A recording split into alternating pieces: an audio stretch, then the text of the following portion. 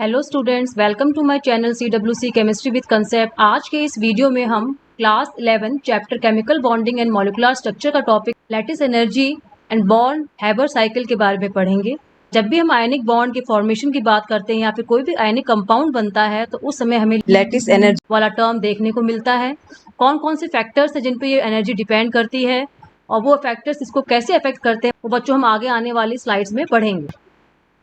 Lattice energy, जिसे हम जालक ऊर्जा भी कहते हैं, एक बहुत ही मुख्य एनर्जी है, मेन एनर्जी है जो किसी भी आयनिक कंपाउंड के फॉर्मेशन में, जैसा कि मैंने पहले आपको बताया था, इन्वॉल्व होती है। बच्चों में एक एग्जांपल ले लेते हैं। NaCl के क्रिस्टल का फॉर्मेशन जो है होता है Na+ गैसियस स्टेट में, और Cl- ये भी अगर गैसियस स्टेट में है तो हमारा NaCl बन जाता है।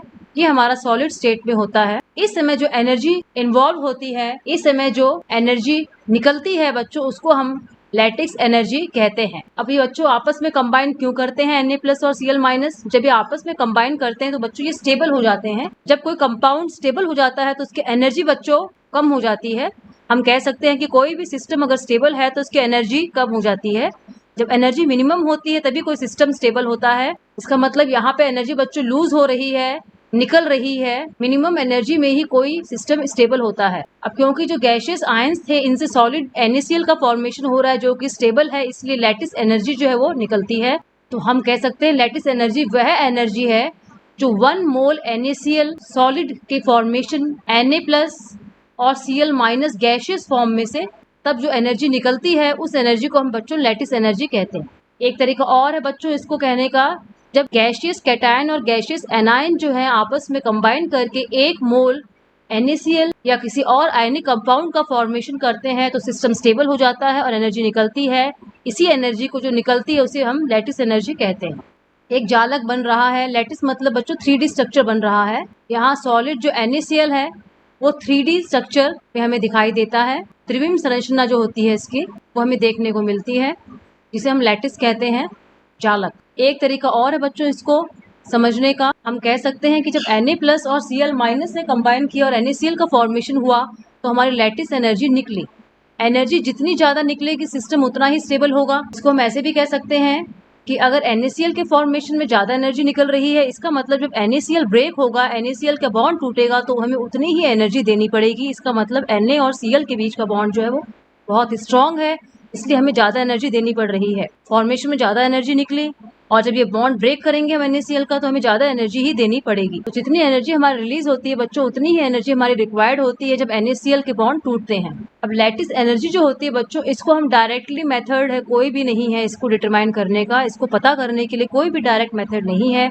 इसको डिटरमाइन करने के लिए जो इनडायरेक्ट मेथड होता है उसको बच्चों हम बॉर्न हैबर साइकिल कहते हैं। तो अगर आपसे एग्जाम में कभी पूछ लिया जाता है कि बॉर्न हैबर साइकिल क्या है तो आप कह सकते हैं कि लैटिस एनर्जी को नापने का, निकालने के लिए जो मेथड काम में आता है उसे हम बॉर्न हैबर साइकिल कहते हैं। बॉर्न हैबर साइकिल को हम कह सकते हैं कि इनडायरेक्ट मेथड है लैटिस एनर्जी निकालने का। आगे आने वाली स्लाइड से बच्चों हम कुछ एग्जांपल्स के साथ में इसको और डिटेल में पढ़ेंगे। जो एनर्जी का टर्म इन्वॉल्व होता है बॉर्न हैबर साइकिल में, एक टर्म जो है हीट ऑफ फॉर्मेशन, निर्माण के लिए जो ऊर्जा आवश्यक होती है उसे हम हीट ऑफ फॉर्मेशन कहते हैं। जैसे यहाँ Na और Cl जो है आपस में कंबाइन करके NaCl का फॉर्मेशन कर रहे हैं, उस समय जो ऊर्जा निकलेगी वो हमारी हीट ऑफ फॉर्मेशन, जिसे हम डेल्टा HF से लिखते हैं, कहलाती है। किसी भी 1 मोल कंपाउंड के फॉर्मेशन के लिए उसके एलिमेंट से, उसके तत्वों से प्योर और स्टेबल स्टेट में जो हो उस समय जो एनर्जी निकलती है या फिर एंथैल्पी का निकलना जो होता है उसको हम हीट ऑफ फॉर्मेशन कहते हैं। जिस स्टेट में वो प्योर फॉर्म में नेचर में मिलता है, अगर वहां से हम किसी कंपाउंड के 1 मोल का फॉर्मेशन कर रहे हैं तो उस समय जो एनर्जी निकलती है बच्चों वो हीट ऑफ फॉर्मेशन कहलाती है। मैंने आपको NaCl का एग्जांपल लेके बता दिया है कि Na जो है सॉलिड स्टेट में, क्लोरीन गैसियस स्टेट में, NaCl सॉलिड का फॉर्मेशन करते हैं और जो एनर्जी निकलती है उसको हम delta HF heat of formation कहते हैं। अगर हम इसका कंपैरिजन लैटिस एनर्जी से करें तो आपको ध्यान होगा कि हमने पिछले वाली स्लाइड में देखा था, वहां भी NaCl का फॉर्मेशन हो रहा था, लेकिन वहां NaCl का फॉर्मेशन जो है सोडियम कैटायन गैसियस अवस्था में, क्लोराइड एनायन गैसियस अवस्था में, जब वो आपस में कंबाइन कर रहे थे तब हमें NaCl का फॉर्मेशन वहां देखने को मिल रहा था। तो ये डिफरेंस है हमारा लैटिस एनर्जी में और हीट ऑफ फॉर्मेशन में। हीट ऑफ फॉर्मेशन जो है उसमें कंपाउंड का फॉर्मेशन होता है उन एलिमेंट से उस फॉर्म में जिसमें वो नेचर में हमें पाए जाते हैं। और जबकि लैटिस एनर्जी में जो कंपाउंड का फॉर्मेशन होता है, लैटिस का फॉर्मेशन होता है, उसमें जो एलिमेंट्स होते हैं वो अपने गैशियस स्टेट में होते हैं, आयन के फॉर्म में होते हैं। बच्चों हम यहाँ जो है मैंने एग्जाम्पल के द्वारा जो है हीट ऑफ फॉर्मेशन और लैटिस एनर्जी को आपस में कंपेयर करके दिखा रही हूँ मैं। जब सोडियम ने सॉलिड स्टेट में क्लोरीन गैशियस स्टेट के साथ कंबाइन किया और हमारा NaCl का फॉर्मेशन हुआ, तब हमारा डेल्टा HF वाला टर्म इन्वॉल्व होता है। लेकिन अगर यही सोडियम जो हमारा सॉलिड स्टेट में था, इससे हमारा सोडियम पहले गैशियस स्टेट में कन्वर्ट होता है और उसके बाद में Na+ गैशियस आयन बनता है और वो जाके फिर क्लोराइड आयन से कंबाइन करता है, उस समय हमारा NaCl का अगर फॉर्मेशन होता है तब वो हमारा लैटिस एनर्जी कहलाता है। तो कौन कौन से स्टेप्स हैं, किस स्टेप में कौन सी एनर्जी इन्वॉल्व होगी, वो हम देख लेते हैं। सोडियम सॉलिड फॉर्म में था, इससे हमें सोडियम गैशियस स्टेट में कन्वर्ट करना है। उस समय जो एनर्जी काम में आती है उसको हम सब्लिमेशन एनर्जी के नाम से जानते हैं। ऊर्ध्वपातन ऊर्जा, सब्लिमेशन शब्द आपने छोटी क्लासेस से पढ़ा होगा। जहां हम कपूर जो है दिया बत्ती वाले जलाने की बात करते हैं, उस समय वो सॉलिड से डायरेक्टली जो है गैशियस फॉर्म में कन्वर्ट हो जाता है, उस समय हम वहाँ सब्लिमेशन प्रोसेस की बात हम करते हैं। एक बार सोडियम सॉलिड को हमने सोडियम गैशियस में कन्वर्ट कर लिया, उसके बाद में हम सोडियम गैशियस से इसको Na+ गैशियस फॉर्म में कन्वर्ट करेंगे। इसका मतलब सोडियम से एक इलेक्ट्रॉन निकलेगा। जब सोडियम गैशियस से एक इलेक्ट्रॉन निकलता है तो उसको हम बच्चों आयनाइजेशन एनर्जी या आयनन ऊर्जा कहते हैं। ये भी हमें देनी पड़ती है, इसलिए प्लस लिखेंगे, हम बाहर से देनी पड़ती है। सब्लिमेशन एनर्जी भी हमने बच्चों बाहर से दी थी, तब हमारा सोडियम सॉलिड जो है सोडियम गैशियस फॉर्म में कन्वर्ट हुआ था। अब हम बात करते हैं क्लोरीन की। क्लोरीन जो है वो Cl2 के फॉर्म में है, एलिमेंट के फॉर्म में नहीं है, ये मॉलिक्यूल के फॉर्म में है। हमें इसको पहले Cl गैशियस फॉर्म में कन्वर्ट करना है। दो Cl जो है बच्चों इस तरह से बॉन्ड के साथ जुड़े हुए हैं, ये बॉन्ड हमें तोड़ना है। इन दोनों के बीच में बॉन्ड तोड़ने के लिए जो एनर्जी रिक्वायर्ड होती है बच्चों, उसको डिसोसिएशन एनर्जी कहते हैं, बॉन्ड को तोड़ने वाली एनर्जी। एक बार ये बॉन्ड बच्चों टूट गया तो हमारा Cl बन जाएगा, जो हमने यहाँ लिखा हुआ है गैशियस फॉर्म में। अब जो Cl गैशियस फॉर्म में है, इसमें हमें एक इलेक्ट्रॉन ऐड करना है। जब किसी एलिमेंट को उसके गैशियस फॉर्म में एक इलेक्ट्रॉन ऐड करा जाता है, उस समय जो एनर्जी इन्वॉल्व होती है बच्चों, उसको इलेक्ट्रॉन एफिनिटी कहते हैं। इलेक्ट्रॉन लब्धि एंथैल्पी इसका नाम है हिंदी में। अगर आपको इन एनर्जीज के बारे में बच्चों डिटेल में पढ़ना है तो आप मेरे प्रीवियस वीडियोस में जाके देख सकते हैं, जहां मैंने आयनाइजेशन एनर्जी, इलेक्ट्रॉन एफिनिटी के बारे में डिटेल में एक्सप्लेन किया हुआ है। जैसे हमने इलेक्ट्रॉन एफिनिटी जो है एनर्जी इन्वॉल्व हुई, क्लोरीन गैशियस जो है बच्चों वो क्लोराइड आयन गैशियस फॉर्म में कन्वर्ट हो गया। जो हमने बॉन्ड डिसोसिएशन एनर्जी की बात की थी बच्चों, ये भी हमें देनी पड़ेगी, तब जाके हमारा बॉन्ड टूटता है, इसलिए प्लस में लिख देंगे इसको भी। लेकिन यहाँ पे बच्चों आगे अगर आपको हाफ दिख रहा है तो डिवाइड बाय 2 कर देंगे इसको हम लिखेंगे dissociation energy divide by 2। Cl2 हमारा मॉलिक्यूल था, हमें Cl चाहिए, इसलिए डिवाइड बाय 2 हमने कर दिया है यहाँ पे। इलेक्ट्रॉन एफिनिटी जो है अमाउंट ऑफ एनर्जी है बच्चों जो निकलती है जब Cl गैशियस आयन जो होता है उसके अंदर एक इलेक्ट्रॉन ऐड किया जाता है। तो ये वाला हमारा बच्चों माइनस फॉर्म में आ गया, ये हमारा प्लस था, ये वाला हमारा प्लस में था और ये वाली एनर्जी भी हमारी प्लस में थी। अब हमने देखा कि Na+ जो है वो भी गैशियस स्टेट में आ गया, Cl- भी गैशियस स्टेट में है और अब जो NaCl का फॉर्मेशन ये करते हैं ये सॉलिड स्टेट में होता है। इस समय जो एनर्जी यहाँ इन्वॉल्व होगी, जो निकलेगी, उसको हम लैटिस एनर्जी कहते हैं। ये निकलती है तो ये भी हमारे माइनस में होगी। जो एनर्जी हम देते हैं वो प्लस में होती है, जो एनर्जी हमारी निकलती है वो माइनस में होती है। उम्मीद करती हूँ बच्चों आपको हीट ऑफ फॉर्मेशन और लैटिस एनर्जी के बीच में डिफरेंस समझ में आ गया होगा। जब हम हीट ऑफ फॉर्मेशन की बात करते हैं तो सोडियम और क्लोरीन को प्योर स्टेट में जिस तरह से नेचर में अवेलेबल होते हैं कंबाइन कराते हैं और NaCl का फॉर्मेशन होता है और उस समय जो एनर्जी निकलती है ये भी हमारे नेगेटिव में होती है, उसको हीट ऑफ फॉर्मेशन कहते हैं। और अगर NaCl सॉलिड का फॉर्मेशन हो रहा है सोडियम कैटायन गैशियस फॉर्म में और क्लोराइड एनायन गैशियस फॉर्म में, तब हमें एनर्जी जो निकलती है उसको हम लैटिस एनर्जी कहते हैं। टोटल एनर्जी जो है NaCl के फॉर्मेशन में जिस तरह से इन्वॉल्व हुई है वो देखिए। अगर आप ध्यान से देखेंगे तो जो हमारा ये सिंपल वाला स्टेप है, हमारा ये वाला स्टेप है बच्चों सीधा वाला, इसमें जो एनर्जी हमारे इन्वॉल्व निकल रही है, इन्वॉल्व हो रही है बच्चों, एक वर्ड होता है हमारा इन्वॉल्व और एक होता है हमारा इवॉल्व। इवॉल्व का मतलब होता है निकलना और इन्वॉल्व का मतलब उसमें जो काम आ रही है या फिर जिस एनर्जी की हम बात कर रहे हैं उसके लिए हम इन्वॉल्व शब्द इस्तेमाल करेंगे और एनर्जी अगर बाहर निकलती है तो उसके लिए इवॉल्व शब्द को काम में लेंगे। ये सिंपल स्टेप है। इसमें जो डेल्टा HF होगा हमारा, जो एनर्जी का टर्म यहाँ काम आ रहा है, वो डेल्टा HF जो बच्चों है हमारा वो बराबर होगा इस लंबे वाले स्टेप में टोटल एनर्जी जो होगी उसके। चाहे हम सीधे रास्ते जाएं या फिर अलग अलग स्टेप्स से जाएं, टोटल एनर्जी बच्चों सेम होती है। फर्स्ट एनर्जी हमारी थी सब्लिमेशन एनर्जी, सब्लिमेशन एनर्जी हो गई। उसके बाद में आयनाइजेशन एनर्जी है, प्लस में है इसलिए प्लस लगा देते हैं हम। इसके बाद में बात करते हैं बॉन्ड डिसोसिएशन एनर्जी, ये भी हमारा प्लस में है। उसके बाद में इलेक्ट्रॉन एफिनिटी जो है वो माइनस में है तो माइनस लिख देंगे। और उसके बाद में हमारी लैटिस एनर्जी निकल रही है, वो हमारा इस तरह से हो जाएगा। हीट का सम होता है दोनों स्टेप, चाहे सिंगल स्टेप वाला हो या फिर लॉन्ग मेथड हो, दोनों में हीट का जो इन्वॉल्व हो रहा है टर्म बराबर होता है। एग्जाम में अक्सर कॉम्पिटेटिव एग्जाम्स की बात करो या आपके स्कूल एग्जाम्स की बात करो, कभी कभी जो है इस तरह से कोई एक टर्म आपका गायब कर देते हैं और उसको आपको निकालना होता है। मान लीजिए ये NaCl के फॉर्मेशन के लिए हमने जो फॉर्मूला निकाला है बच्चों, ये डेल्टा HF वाला, इसमें अगर आयनेशन एनर्जी गायब कर दी और बाकी टर्म्स हमें दिए हुए हैं तो हम आसानी से आयनेशन एनर्जी को निकाल सकते हैं। कुछ एग्जांपल्स जो है हम आगे आने वाली स्लाइड्स में देख लेंगे, जिससे आपको कंसेप्ट क्लियर हो जाएगा। जनरली जो है ये बॉर्न हैबर साइकिल हमारी लैटिस एनर्जी निकालने के लिए इन्वॉल्व होती है, लेकिन किसी और एनर्जी के टर्म को भी हटाकर उसको हम अगर बाकी टर्म्स में पता है तो निकाल सकते हैं। यहाँ देखिए बच्चों की एग्जाम्पल लिया है, मैग्नीशियम ऑक्साइड का फॉर्मेशन हो रहा है, मैग्नीशियम सॉलिड से और ऑक्सीजन गैशियस फॉर्म से। ये जो हमारी एनर्जी इन्वॉल्व होगी इस सीधे वाले स्टेप में, इसको डेल्टा HF हम बोलेंगे, हीट ऑफ फॉर्मेशन।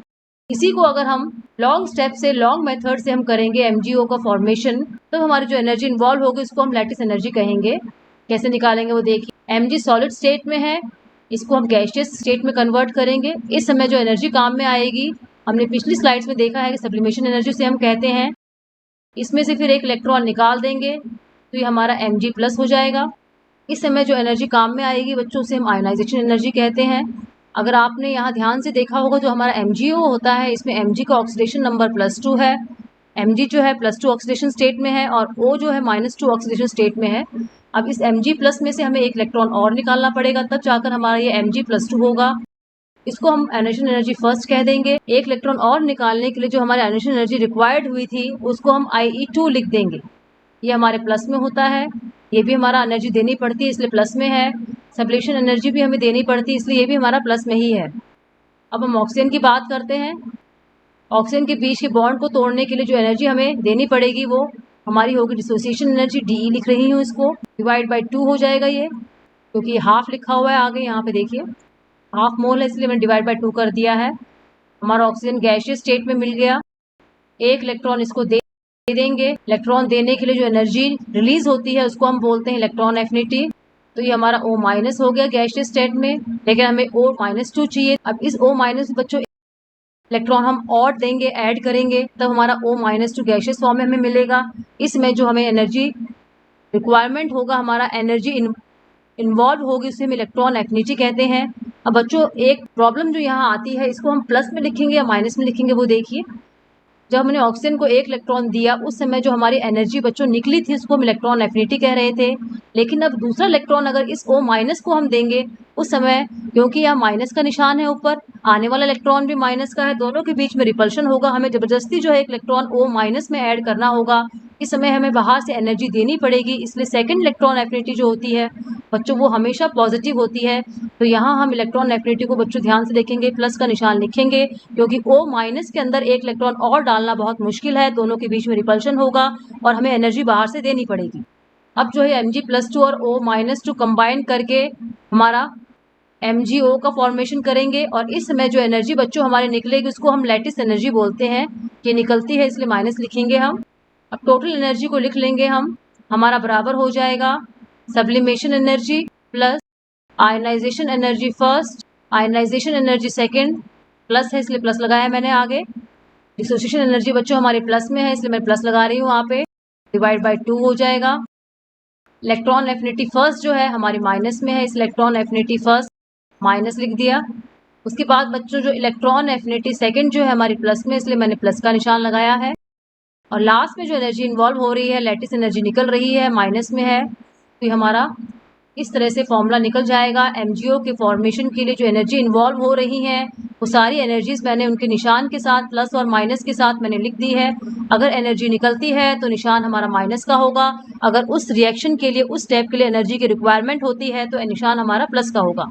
कभी कभी जो होता है इन एनर्जी टर्म्स में से कुछ एनर्जी टर्म्स दिए होते हैं और एक टर्म अगर नहीं दिया हुआ है तो उसको हम निकाल सकते हैं इससे।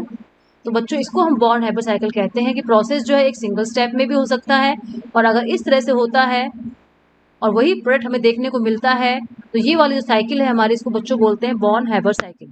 मल्टीपल स्टेप वाले प्रोसेस को हम बॉन्ड हैबर साइकिल कहते हैं, और उसमें लैटिस एनर्जी का इन्वॉल्वमेंट होता है। डायरेक्ट प्योर स्टेट में एलिमेंट से अगर कंपाउंड का फॉर्मेशन हो रहा है, लैटिस का फॉर्मेशन हो रहा है, तो हम उसको हीट ऑफ फॉर्मेशन बोलेंगे। और अगर मल्टीपल स्टेप्स में गैशियस आयन से हमारा कंपाउंड का फॉर्मेशन हो रहा है, तो वहाँ हमारी लैटिस एनर्जी निकलेगी। लैटिस एनर्जी के टर्म को हमें वहाँ काम लेना पड़ेगा। आगे आने वाली स्लाइड से बच्चों हम फैक्टर्स की बात करेंगे जिस पे लैटिस एनर्जी डिपेंड करती है। दो फैक्टर जो है मेन फैक्टर्स जिन पे लैटिस एनर्जी डिपेंड करती है, वो है चार्ज और साइज। किस तरह से इन पे डिपेंड करती है वो हम देख लेते हैं। हमने एग्जांपल लिया था बच्चों NaCl का, जिसमें Na प्लस जो है ये Cl के पास में आ रहा था, क्योंकि प्लस और माइनस का निशान है, इनके बीच में अट्रैक्शन हो रहा है, और NaCl का फॉर्मेशन हो रहा था। Na प्लस गैसियस स्टेट में था, Cl माइनस भी गैसियस स्टेट में था, और हमारा NaCl जो था सॉलिड में था। दोनों के ऊपर अपोजिट चार्जेस हैं, इसलिए इनके बीच में अट्रैक्शन हो रहा है। अट्रैक्शन होगा, नजदीक आएंगे, स्टेबल होगा। स्टेबल होगा तो बच्चों एनर्जी निकलेगी, और इस एनर्जी को हम लैटिस एनर्जी कह रहे थे। जितना ज्यादा अट्रैक्शन होगा बच्चों, उतनी ही ज्यादा एनर्जी यहाँ रिलीज होगी। जो अट्रैक्टिव फोर्सेज है Na प्लस और Cl माइनस के बीच में, उसका फॉर्मूला होता है, कांस्टेंट है K Q1 into Q2 upon R का स्क्वायर। एक गैशियस आयन के ऊपर चार्ज जो है वो Q1 ले लेते हैं, दूसरे गैशियस आयन के ऊपर चार्ज उसे हम Q2 ले लेते हैं। R जो इन दोनों के बीच का डिस्टेंस है, Na और Cl के बीच का डिस्टेंस है बच्चों, इसको हम R बोलते हैं। ये जो फोर्स है बच्चों Na प्लस और Cl माइनस के बीच का फोर्स है, यही फोर्स इन दोनों को चिपका रहा है। जितना ज्यादा ये चिपकेंगे उतना ज्यादा लैटिस एनर्जी निकलेगी। जितना ज्यादा फोर्स होगा बच्चों, उतना ही ज्यादा हमारा लैटिस एनर्जी होगा। अगर आयंस के बीच में फोर्स ज्यादा है तो लैटिस एनर्जी हमेशा ज्यादा होगी। अब फोर्स जो है वो किन किन फैक्टर्स पे डिपेंड करता है, हम यहाँ देख रहे हैं फॉर्मूले पे। ये कांस्टेंट है, इसको छोड़ देंगे। कैटायन और एनायन के चार्ज पे डिपेंड कर रहा है, और एक ये R जो है डिस्टेंस कैटायन और एनायन के बीच का है, इस पे डिपेंड कर रहा है। यही मैंने ऊपर लिखा है। जो लैटिस एनर्जी है वो चार्ज बढ़ने के साथ साथ बढ़ेगी। लैटिस एनर्जी डायरेक्टली प्रोपोर्शनल है चार्ज। कैटायन और एनायन के ऊपर जो चार्ज है उसके डायरेक्टली प्रोपोर्शनल है।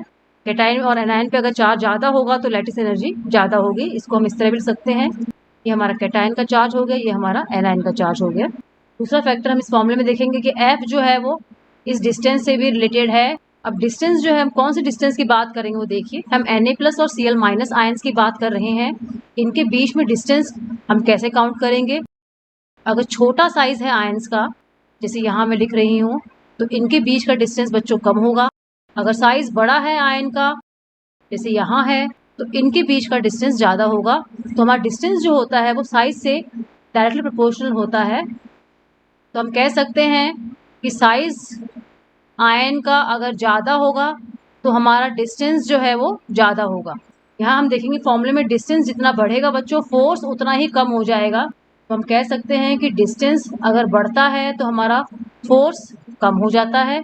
और हमने यहाँ देखा था कि फोर्स बढ़ रहा था तो लैटिस एनर्जी बढ़ रही थी, और यहाँ अगर फोर्स घट रहा है तो लैटिस एनर्जी हमारी कम हो जाएगी। तो बच्चों हमने देखा कि लैटिस एनर्जी दो फैक्टर्स पर डिपेंड कर रही है। एक तो चार्ज जितना ज़्यादा होगा उतनी लैटिस एनर्जी ज़्यादा होगी। साइज जितनी बड़ी होगी लैटिस एनर्जी उतनी ही कम। साइज जितनी बड़ी लैटिस एनर्जी उतनी छोटी। चार्ज जितनी ज़्यादा लैटिस एनर्जी उतनी ज़्यादा। इस चीज़ को मैंने यहाँ इस फॉर्म में लिख दिया है। साइज छोटी तो लैटिस एनर्जी ज़्यादा, लैटिस एनर्जी ज़्यादा तो चार्ज ज़्यादा, या फिर चार्ज ज़्यादा तो लैटिस एनर्जी ज़्यादा। उम्मीद करती हूँ बच्चों आपको ये फैक्टर समझ में आ गए होंगे कि लैटिस एनर्जी किस तरह से चार्ज और साइज पे डिपेंड करती है। चार्ज बढ़ता है तो लैटिस एनर्जी बढ़ती है, मैंने आपको समझा दिया है किस तरह से उनको आपस में कोरिलेट करेंगे। साइज बढ़ता है तो लैटिस एनर्जी हमारी कम हो जाती है।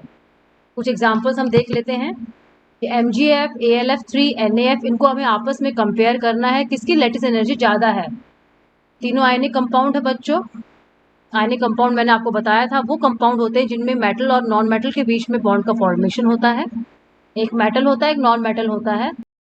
एनायन जो है तीनों का सेम है, FFF। हम यहाँ फॉर्मूला अपना लिख लेते हैं। Lattice energy directly proportional to charge, इसको हम आवेश कहते हैं, और lattice energy inversely proportional to size, आकार। तो हम साइज देखते हैं। Na, Mg और Al तीनों जो है बच्चों थर्ड पीरियड, और पीरियड में जब हम सीधे हाथ की तरफ जाते हैं तो हमारे साइज में इंक्रीज बहुत कम होता है, साइज बहुत कम बढ़ता है। लेकिन ऊपर से नीचे की तरफ जाएंगे तो साइज हमारी बहुत ज़्यादा बढ़ती है।